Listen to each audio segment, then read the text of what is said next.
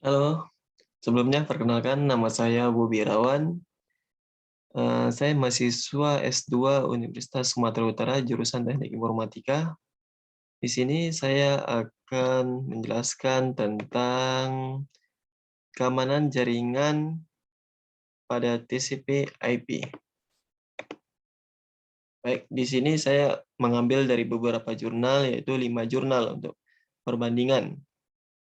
Yang pertama, jurnal pertama itu tentang Approach Towards Qualification of TCP/IP Network Components of PBBR, di mana pada paper pertama ini dijelaskan bahwa arsitektur sistem kontrol terdistribusi dia opsi untuk sistem I dan C prototype fast breeder reactor, di mana sistem kontrol yang distribusikan secara geografis terhubung ke server terpusat dan stasiun tampilan melalui jaringan internet yang diaktifkan. Kemudian pada komunikasi TCP/IP ini memainkan peran penting dalam keberhasilan operasi arsitektur ini. Dalam tugas komunikasi pada node kontrol ditangani oleh modul offload TCP/IP. Kemudian pada jaringan switch area lokal direalisasikan menggunakan switch layer 2/3, yang mana yang akhirnya terhubung ke antarmuka jaringan server terpusat dan stasiun tampilan.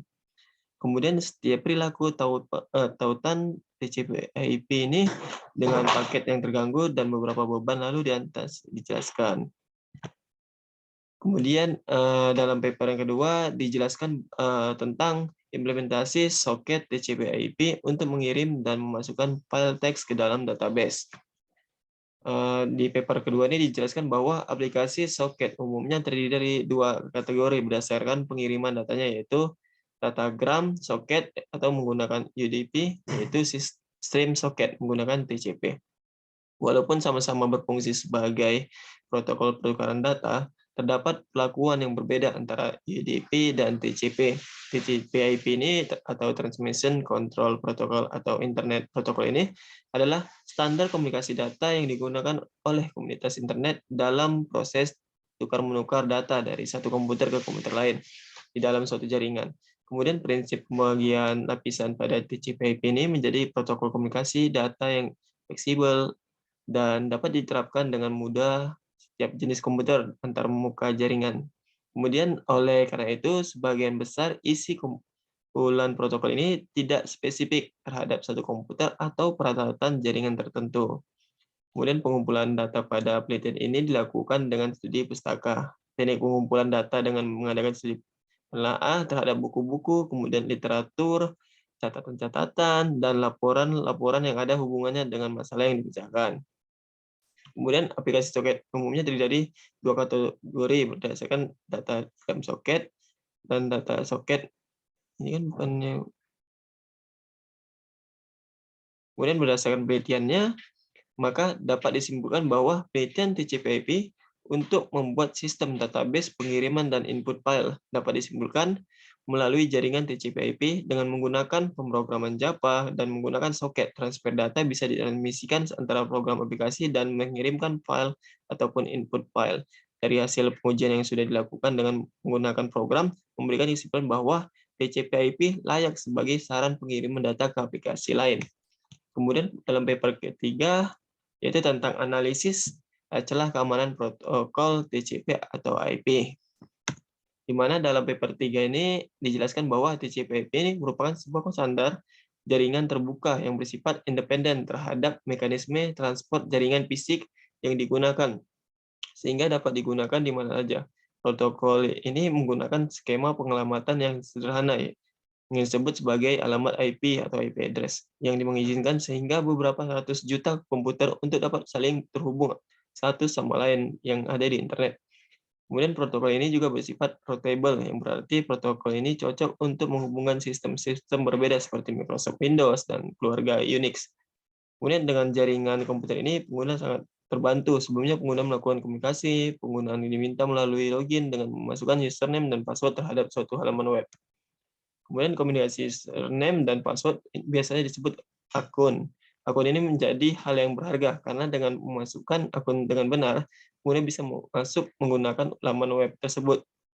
Dikarenakan akun sangatlah penting dalam hal komunikasi ataupun masuk ke dalam halaman web.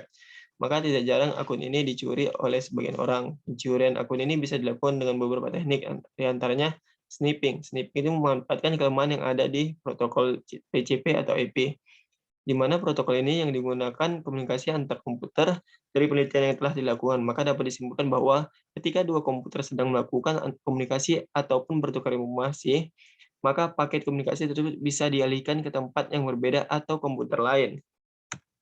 Kemudian dalam paper 4 ini yaitu tentang perancangan sistem keamanan jaringan TCP/IP berbasis virtual LAN dan access control list.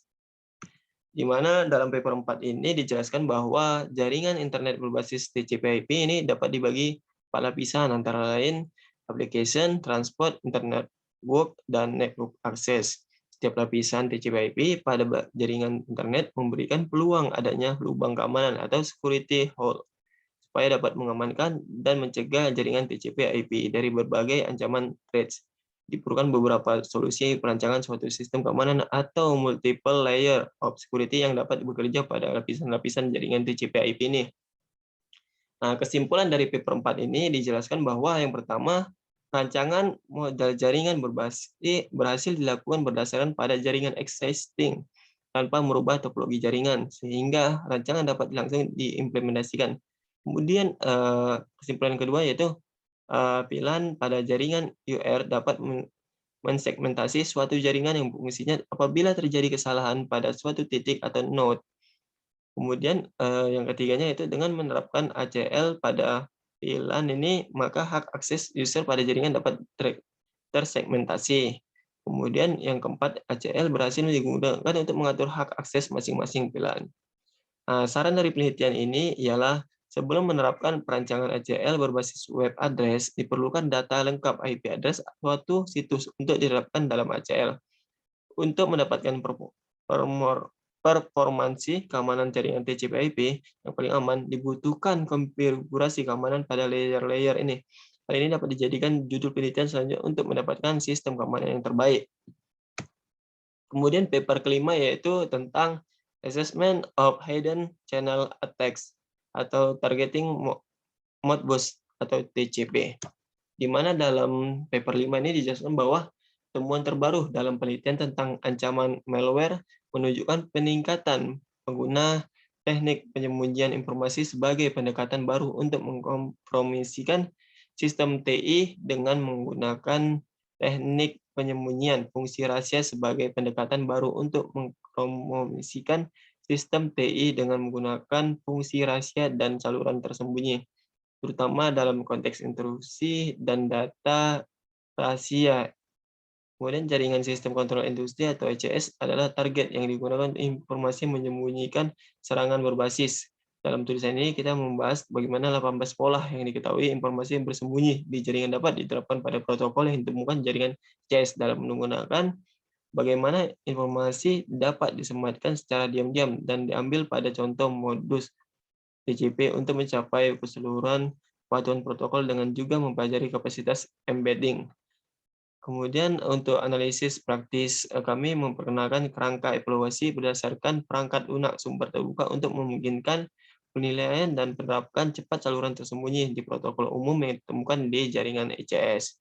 Dalam komunikasi dengan pendekatan berbasis pola untuk identifikasi saluran tersembunyi, kami ini menunjukkan bagaimana kerangka kerja ini dapat dimanfaatkan secara sistematis pendekatan untuk mengidentifikasi dan mengevaluasi saluran tersembunyi yang masuk akal dalam komunikasi industri protokol.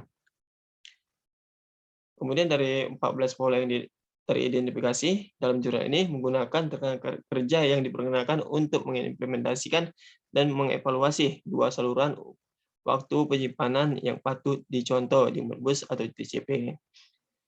Kemudian dalam 14 pola yang sesuai protokol dari karangan berbasis penyembunyian informasi dalam konteks sistem kontrol industri serta perlunya penelitian lebih lanjut di bidang khusus terutama dalam hal komunikasi pola, kepatuhan, strategi, deteksi, dan mitigasi yang masuk akal. Sekian presentasi yang dapat saya sampaikan.